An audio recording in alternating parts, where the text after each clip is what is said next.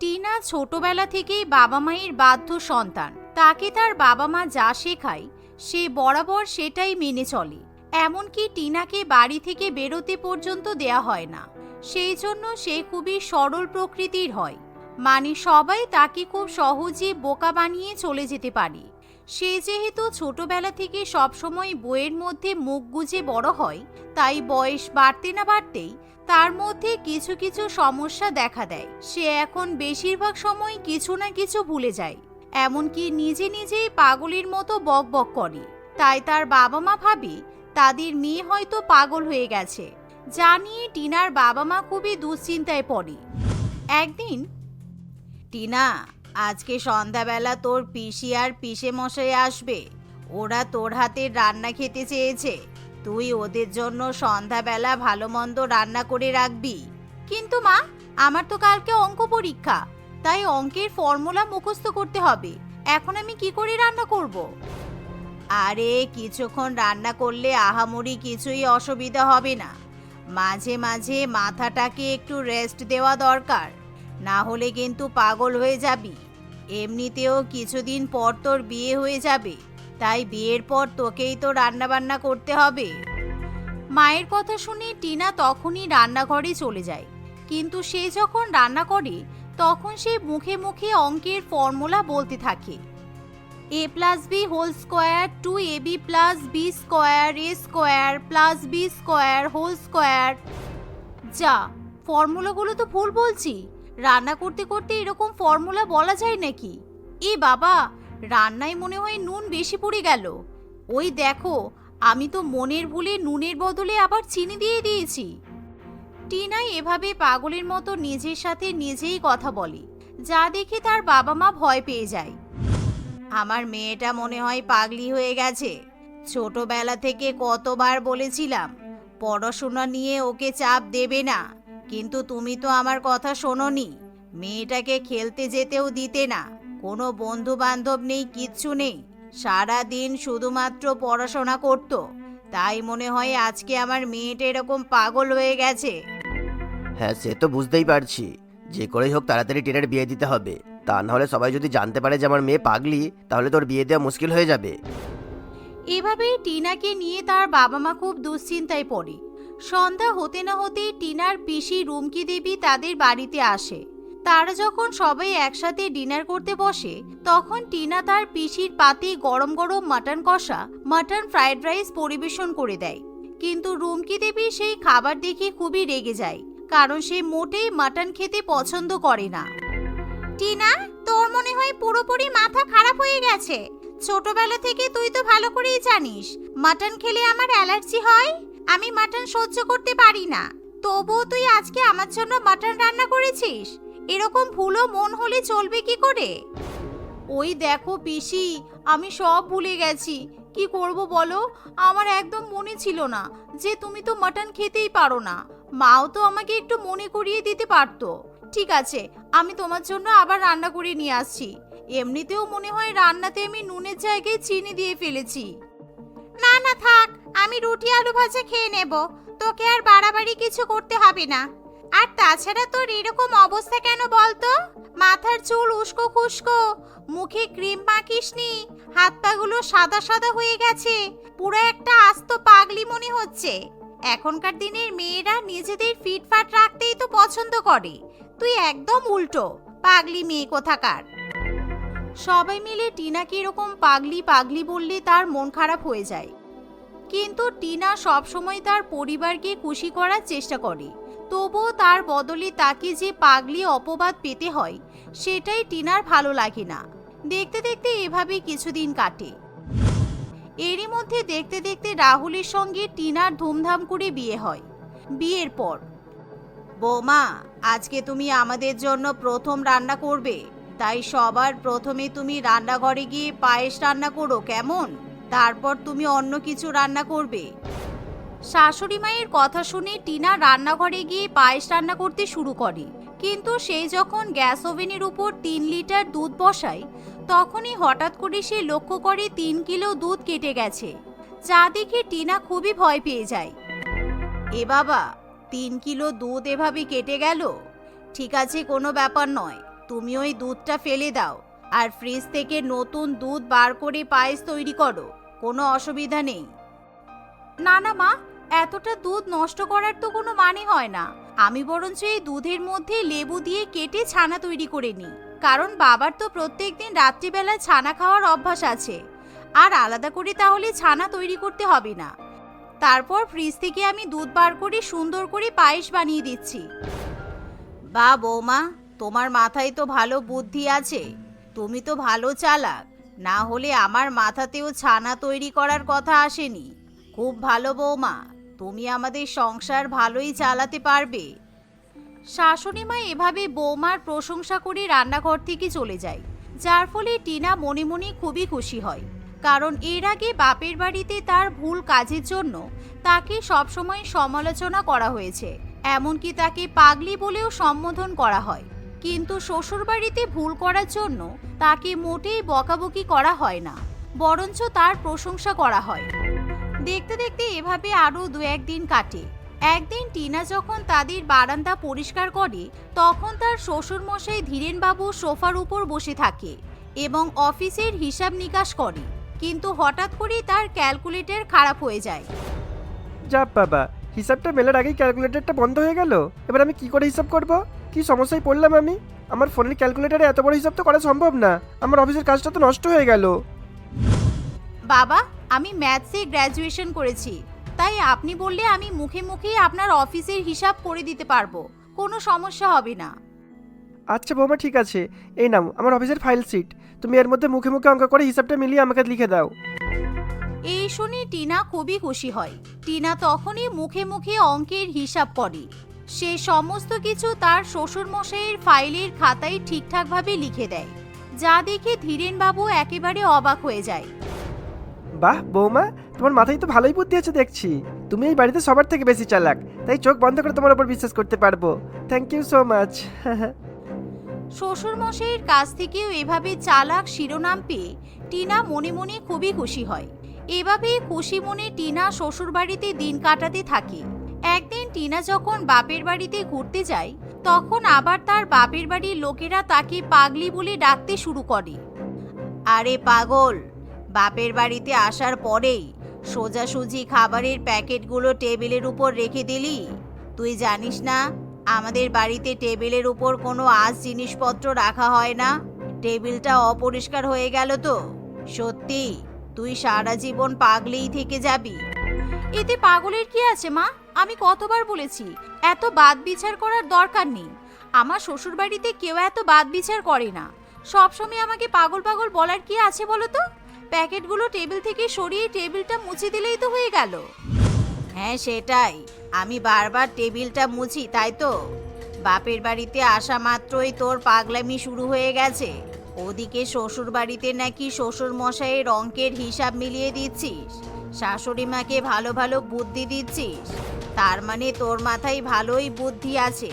আমাদের বাড়িতে তুই ইচ্ছা করে শেয়ানা পাগল সেজে থাকতিস, যাতে তোকে কোনো কাজ করতে বলা না হয়। তুই কি মনে করেছিস আমি কিছু বুঝতে পারছি না? মায়ের মুখে এমন কথা শুনে টিনার খারাপ লাগলেও সে কিছু বলে না। সন্ধ্যাবেলা টিনা যখন তার বাবা মায়ের জন্য চা সিঙ্গারা তৈরি করতে যায়, তখন আরে পাগল, কি করছিস? চায়ের মধ্যে 2 চামচ চা পাতা কেন দিচ্ছিস? আমরা 1 চামচ চা পাতা দিয়ে চা বানাই। এত চা পাতা নষ্ট করিস না। আমরা তোর শ্বশুরবাড়ির লোকেদের মতো বড় লোক নই। আমার এই পাগল কথাটা শুনতে একদমই ভালো লাগে না মা। আর 2 চামচ চা পাতা না দিলে চায়ের মধ্যে লিকার ফ্লেভার কিছুই আসবে না। ঠিক আছে, অত কথা বলতে হবে না। যেভাবে বলছি সেভাবেই চা তৈরি কর। 1 চামচের বেশি চা পাতা দিস না। এভাবেই টিনার মা তাকে বাড়ি বাড়ি কথা শোনাতে থাকলে টিনার মোটে আর বাপের বাড়িতে থাকতে ভালো লাগে না। তাই সে পরের দিনই শ্বশুর বাড়িতে ফিরে যায়। বৌমা, তুমি ছিলে না বলে আমার খুব অসুবিধা হচ্ছিল। মাসকাবারি জিনিসপত্রের হিসাব করতে অসুবিধা হয়েছে। এমনকি আমি ভুল করে কাজের দিদিকে 500 টাকা বেশি দিয়ে ফেলেছি। তুমি যদি থাকতে তাহলে এরকম কিছুই হতো না। আরে চিন্তা করছেন কেন? ভালোই হয়েছে 500 টাকা বেশি মাহিনা দিয়েছেন, কারণ এমনিতেই আমাদের ছাদে অনেক নোংরা জমি আছে। যদি পুষ্পা দিদিকে আপনি এমনি পরিষ্কার করার কথা বলতেন, তাহলে ওই কুড়ে কাজের দিদি কখনোই টাকার বিনিময়ে হলেও ছাদ পরিষ্কার করে দিত না। সুতরাং আগে থেকে যখন টাকা দিয়েই ফেলেছেন, এখন যদি ছাদ পরিষ্কার করার কথা বলা হয়, তাহলে ও আর না করতে পারবে না। কালকেই বরং আপনি 500 টাকা উসুল করে নেবেন, ওকে দিয়ে ছাদটা ভালো করে পরিষ্কার করিয়ে নেবেন। তুমি ঠিক বলেছ বৌমা। আর হ্যাঁ, সত্যিই তো, ওকে দিয়ে যদি ছাদ পরিষ্কার করিয়ে নেওয়া যায়, তাহলে 500 টাকাটা আদায় হয়ে যাবে।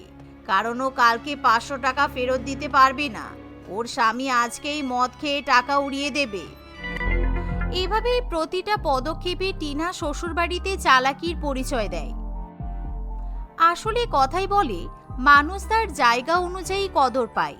আর টিনা তার শ্বশুরবাড়িতে গিয়ে নিজের কদর বুঝতে পারে। টিনা ভালো মতোই বুঝতে পারে তার মাথায় যথেষ্ট বুদ্ধি আছে, শুধুমাত্র তার বাবা মা তার দাম দিতে পারেনি। তপন তার মা চৈতা দেবী এবং বউ মধুর সঙ্গে বাস করত। মাত্র 2 সপ্তাহ আগেই তপনের সঙ্গে মধুর বিয়ে হয়েছিল।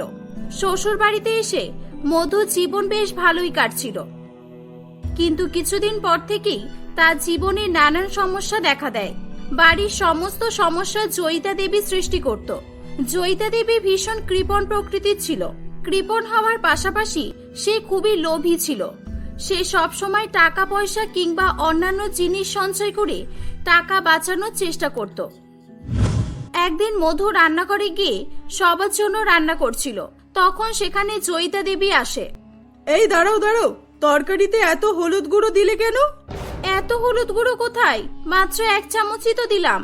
আর এটা তো একদম ছোট চামচ। এতটা তরকারি আরো 1 চামচ দিতে হবে, না হলে তো তরকারি সাদা হয়ে থাকবে। কি, আরো 1 চামচ?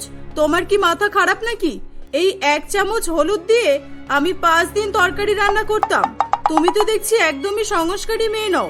রান্নাঘরের সমস্ত জিনিস বুঝে সুঝে ব্যবহার করতে হয়, কোনো জিনিসের অপচয় করতে নেই। যাক, আমার সঙ্গে থাকতে থাকতে তুমি সব শিখে যাবে। এবার এতে একদম অল্প করে জিরা গুঁড়ো দাও, আর গরম মশলা দিতে হবে না। আর হ্যাঁ, লবণ দাও, আরে কম করে, অল্প অল্প দাও। মা, লবণ কম দিলে কি করে তরকারিতে স্বাদ হবে? এরকম বললে আমি কিভাবে রান্না করব? তোমাকে এভাবেই রান্না করতে হবে। রান্নাঘরে শাকসবজি মশলা অল্প অল্প করে ব্যবহার করবে, যাতে পরে সেগুলো ব্যবহার করতে পারো। আর রান্নাঘরে জিনিসপত্র সবসময় ভর্তি থাকে, তাহলে বারবার আর কিছু কিনে আনতে হবে না, আর আমাদের টাকাও বেঁচে যাবে। মধু যখন রান্না করত, তখন সে মধুকে পাহারা দিত, যাতে সে কোনো জিনিস বেশি পরিমাণে ব্যবহার না করে ফেলে। মধু খুব বিরক্ত হতো, কিন্তু সে কিছু বলতে পারত না। এরকম ভাবেই সময় কাটতে থাকে। একদিন তপন তার মাকে বলে, মা, আমি ভাবছি অন্য একটা শহরে গিয়ে একটা নতুন কাজে জয়েন করব। এখানে থেকে সেরকম তো ইনকামও হচ্ছে না, তাই ভাবছি অন্য শহরে যাব। তোমার কি কোনো অসুবিধা আছে? এই তো, তপন অন্য শহরে চলে যাবে, বাড়িতে থাকবে না। তার মানে ওর ভাগের খাবারগুলো বেঁচে যাবে। চাল ডাল শাক সবজি কম করে কিনলেই হবে, আমি অনেক টাকা লাভ করতে পারবো। না না বাবা, আমার কোনো অসুবিধা নেই। তুই অন্য জায়গায় যাবি, অনেক অনেক টাকা ইনকাম করে আনবি, এতে তো আমাদের সবারই ভালো হবে। কিন্তু তপন, আমাদের তো সবে 1 মাস হলো বিয়ে হয়েছে, আর তুমি এখনই বাইরে যাওয়ার কথা বলছো। তুমি চলে গেলে আমি একা একা কিভাবে থাকবো? একা একা কোথায়, আমি থাকবো তো। এটাকে একা একা বলে নাকি? আমার ছেলেটা একটা ভালো কাজ করতে যাচ্ছে, ওকে বাধা দিও না। বাবা, তুই চিন্তা করিস না, আমি বৌমাকে সামলে নেব। কয়েকদিনের মধ্যেই তপন অন্য শহরে চলে যায়। জয়িতা দেবী আরো বেশি কিপটেমি করার সুযোগ পেয়ে যায়। সে মনে মনে শুধু ভাবতে থাকে আর কিভাবে টাকা সঞ্চয় করতে পারবে। মা, আজকে কি রান্না করব? তপন তো বাড়িতে নেই, তাই ভালো মন্দ রান্না করার কোনো প্রয়োজন নেই। বাড়িতে মাত্র 2 জন আছে, রান্না করে বেকার টাকা নষ্ট। তুমি এক কাজ করো, অল্প করে একটু ভাত আর ডাল রান্না করো, বেশি রান্না করবে না। চলো, আমি মেপে দিচ্ছি সবকিছু। রাত্রিবেলা ওই ডাল ভাতই খেয়ে নেব, আর সকালবেলা যদি পান্তা ভাত থাকে, তাহলে লঙ্কা পেঁয়াজ দিয়ে খেয়ে নিলেই হবে। ব্যাস, হয়ে গেল, একদিনের চিন্তা মাথা থেকে সরে গেল। তপন চলে যাওয়ার পর থেকে জয়িতা বাজার করাই বন্ধ করে দিয়েছিল। সে শুধুমাত্র চাল আর ডাল কিনে নিয়ে আসতো। রোজ রোজ সে মধুকে শুধু ডাল আর ভাত রান্না করতেই বলতো। একদিন, মা, 1 মাস হয়ে গেল আমরা শুধু ডাল আর ভাত খাচ্ছি, এভাবে আর কতদিন আমরা ডাল আর ভাত খাবো বলুন তো? আপনার ছেলে মাসে মাসে যে টাকাগুলো পাঠাচ্ছে ওগুলো আপনি কি করছেন? কোথায় টাকা পাঠাচ্ছে? তুমি এমন করছো যেন আমাকে মাসে মাসে আমার ছেলে লক্ষ লক্ষ টাকা পাঠাচ্ছে। এত বড় সংসার, সব দিকে টাকা খরচ করতে হচ্ছে। তুমি এসব বুঝবে না। সংসার চালানো অত সহজ নয়। তুমি এক কাজ করো, আমি বুঝতেই পারছি তোমার ভালো মন্দ খাওয়ার ইচ্ছে করছে। তুমি তোমার বাবা মাকে ফোন করো। কেন বাবা মাকে ফোন করব কেন?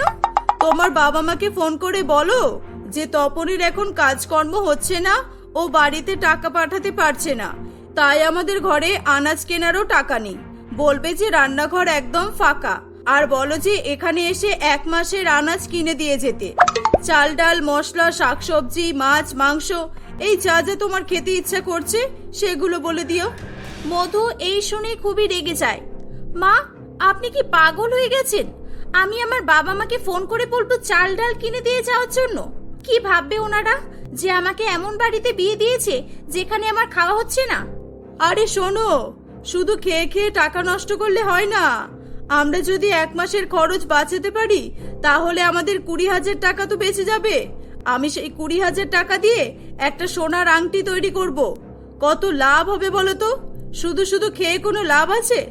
মা, এত লোভ করা কিন্তু ঠিক নয়। সোনার আংটি দিয়ে আপনি কি করবেন? আগে মানুষের পেট ভরবে ভালো করে, তারপর তো সে অন্য কিছু ভাববে।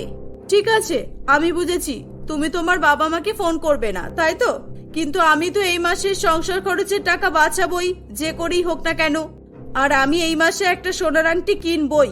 তাহলে এক কাজ করা যাক, এই 1 মাসের জন্য আমি আর তুমি তোমার বাবার বাড়িতে গিয়ে থেকে আসি, চলো। এই 1 মাস আমাদের সংসার খরচ বেঁচে যাবে। কি, আমার আইডিয়া খুব ভালো তো? মা, আপনি কেন বোঝেন না? 1 মাস আবার কারো বাড়ি গিয়ে থাকা যায়?